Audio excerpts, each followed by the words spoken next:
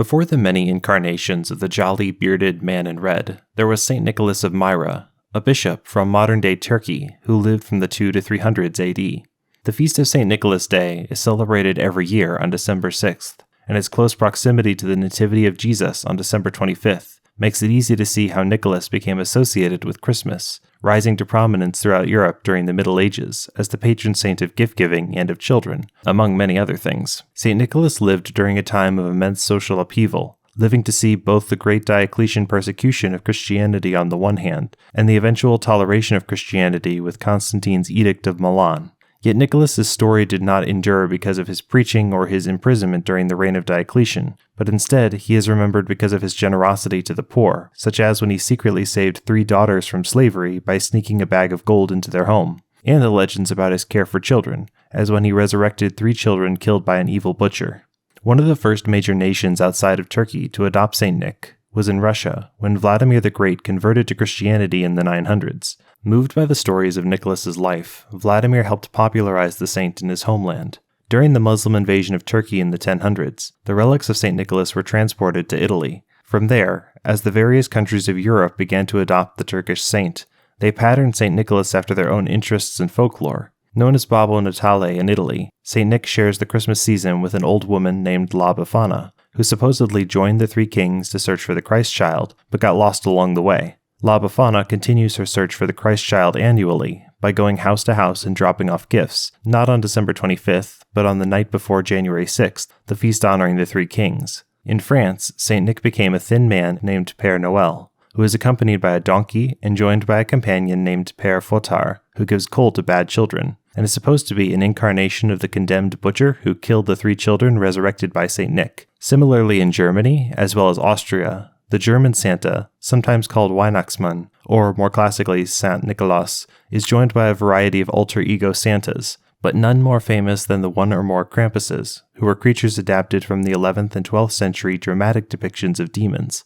The Czechs and Slovaks, for their part, just drop all pretense, and they directly have their Mikuláš be accompanied by a straight-up demon to threaten bad children, and an angel to keep things orderly, a pattern that is loosely followed throughout various parts of Eastern Europe, such as in Slovenia or Hungary. The Swiss, however, toned things down a bit with their boogeyman named Schmutzli, a hooded guy who merely threatens to abduct and eat unruly children. The Dutch also followed the good cop, bad cop model of Santa, with their Sinterklaas, who is joined by Zwart Piet, a Moor caricature who is said to carry off unruly children to Spain, harkening back to when the Spanish occupied the Netherlands in the 1500s.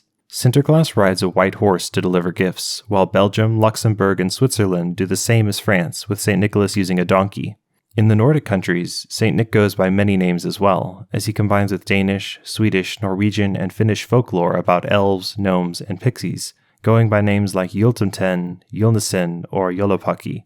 Even in remote places like Iceland, St. Nick makes himself known, but he has to share the island with the 13 villainous Yule lads, though the lads have gradually taken on the role of generic gift-givers.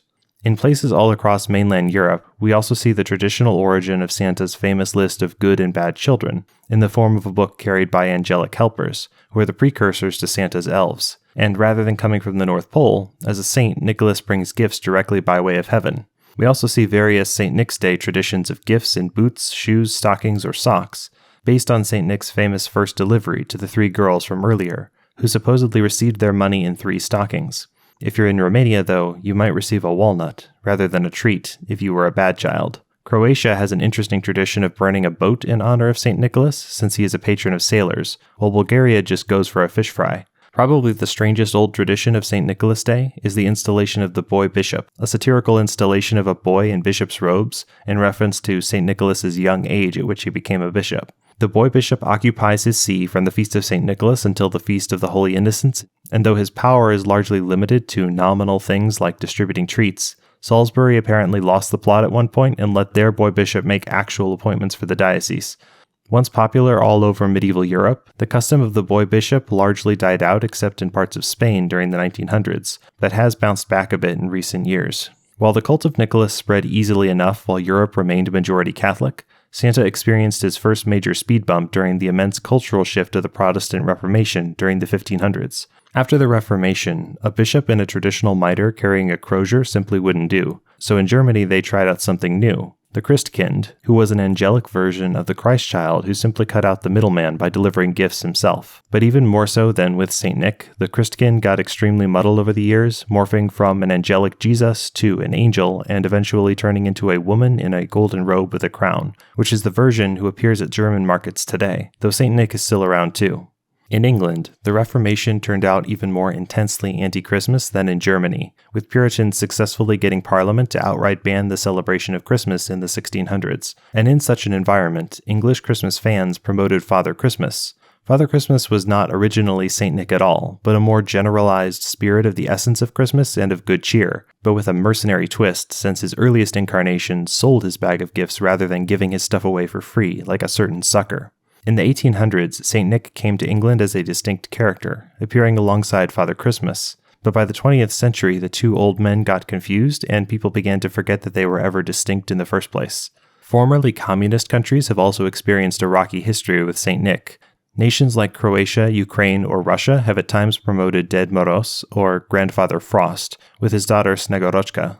Originally a villainous figure of Slavic folklore, somewhat like the Krampuses or Schmutzli of the world, Ded Moroz evolved to be a more generic gift-giver, who was more welcome to the atheist Bolsheviks than a certain Turkish saint. Under communism, Ded Moroz gave just straight-up explicitly Stalinist propaganda speeches to children, and didn't celebrate Christmas, but rather the New Year in general. Even today, Russians are leery of Santa Claus, with one Siberian man suing Coca-Cola for imposing Western Santa Claus on his country, which is a far cry from Vladimir the Great a millennia prior. Not everyone embraced the shift away from St. Nick under communism, however, and where possible, countries like Poland and Croatia stuck to St. Nicholas, though sometimes secretly for fear of the regime.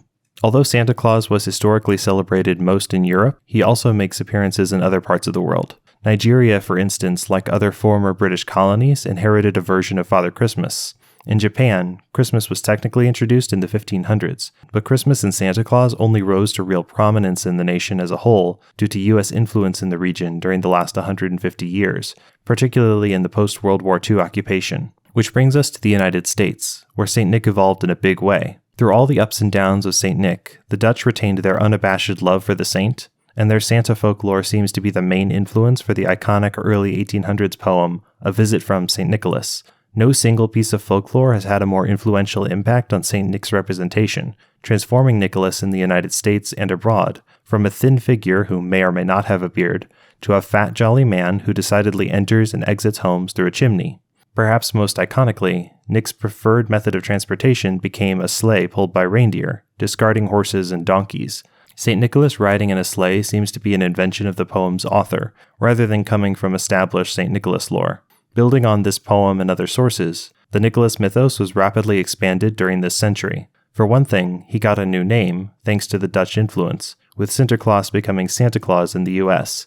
Santa Claus was gradually relocated to the North Pole, rather than coming to Earth from heaven as we saw before. He was also cemented as wearing only red, discarding green, blue, and the variety of colors seen in Europe. The angelic helpers were transformed too, becoming an army of elfin workers, and eventually, 1800s popular culture had Santa break his vow of celibacy by giving him a Mrs. Claus.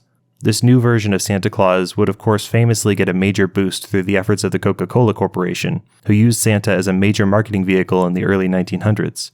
They were so successful at integrating themselves with the modern image of Santa Claus that they have an FAQ page on their website for any confused people, clarifying that no, they did not literally invent Santa. Modern Santa is not without his detractors, particularly Europeans who are mad that US culture is making them collectively forget about their own particular national St. Nick traditions, as well as our Siberian friend from earlier, but St. Nick has never been entirely forgotten. The Turkish saint even showed up as his classic self just a couple years ago in Tim Allen's Santa Claus TV series, which was not a cameo I expected to see. Thanks for watching this video. It was a lot more difficult to research than my book summary videos. Please note that the many sources listed here may not all be equally accurate, and some may even contradict one another. I tried to synthesize what seemed common to the best of them and prioritize the more official sources like the Library of Congress website. But where I erred, please accept my apologies.